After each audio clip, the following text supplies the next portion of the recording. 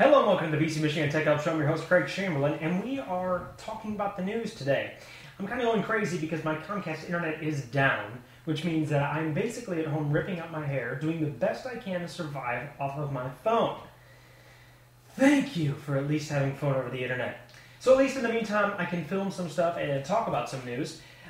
In the gimmicky news of today, Windows 7 Phone, or Windows Phone 7, whatever you want to talk about it, or however you want to call it, or whatever you want to do with me not being able to speak proper English. This phone, Windows just keeps talking about how great it is, and now with their latest gimmick, they're like, well, you'll be able to sign on to your Xbox Live account and play your Xbox Live games. Well, I did a little bit of investigation on that one. Apparently there's only a couple games on Xbox Live that will be supported by the Windows Phone. Shocker. And not to mention, of course they'll make it convenient to bring your avatar with you on your phone and buy stuff from their avatar store.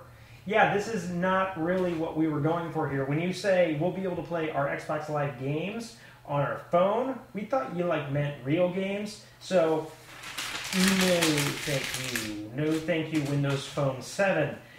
Apparently, let's stick with gimmicky. Microsoft expands presence in new vehicles. Okay, so apparently, this isn't really that gimmicky. This actually works pretty good. The current Ford cars, if you've seen them, have the voice recognition and the Bluetooth. They don't work great, in my opinion. I've actually had some experience with both of them. Microsoft expands its presence by making, of course, the touchscreen screens. They're going to be integrated into cars, and of course, the ongoing joke is blue screen of death while you're driving. But honestly, I think they got rid of the blue screen of death in Windows 7. I haven't seen it yet. But of course, there's going to be a lot of people mocking this. It's actually pretty good. The upcoming 2011 Nissan Leaf uses Windows embedded automotive technology to search for charging stations and navigation systems and other functions. Thankfully, it's not controlling our brakes, it's not controlling our gas, it's not controlling our steering wheel yet. I added that little last part in there. So, this is actually good news.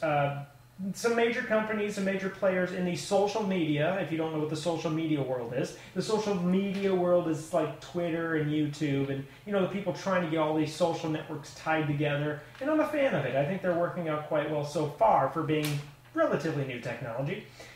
Amazon, Facebook, Zynga, and the big name here, Electronic Arts, Bing Gordon, actually announced that they will be releasing an iPhone, which was launched 2 years ago, and it's actually, it's reminiscent of the iPhone. We're actually at the beginning of a new era for social internet innovators who are reimagining and reinventing we of the business people and places, yada yada. They're investing $250 million in social network startups. So, good for them. I'm glad they're investing into creative ideas. Of course, they'll probably take a cut, but when you're making an investment, you deserve a cut. PlayStation Move apparently is off to a strong sales start. 2.5 million of you out there have already purchased some motion sensor peripheral of some kind, the Wii Motion Plus or something like that. Of course, the PlayStation Move is the Wii equivalent for the PlayStation. Of course, it touts being more accurate. It touts being, smoother, more transitional, and having better games. Again, remains to be seen. They expect a shortage to continue through February of 2011. So apparently they're already in a shortage.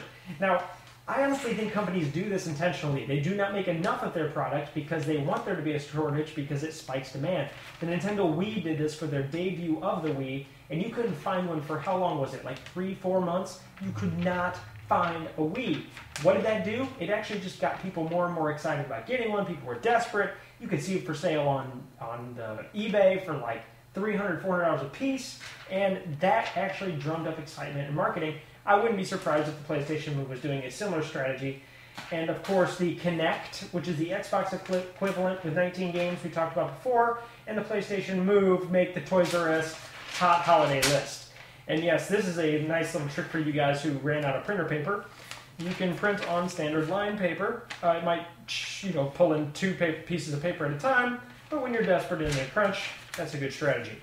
That's all there is to this tech news video. Hopefully I can release it tonight. It all depends on whether my Comcast comes back up. I have had relatively few problems with Comcast in the past, so I can't really complain too much.